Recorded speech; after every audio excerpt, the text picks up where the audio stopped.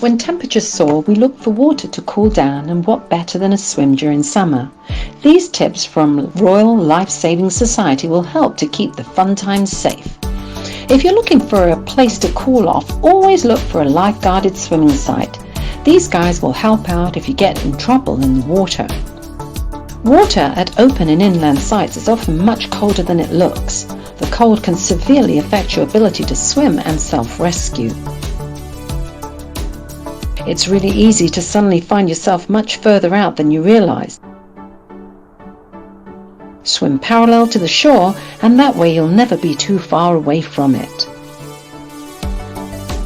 While the water may look calm and smooth, currents in the water can be very strong.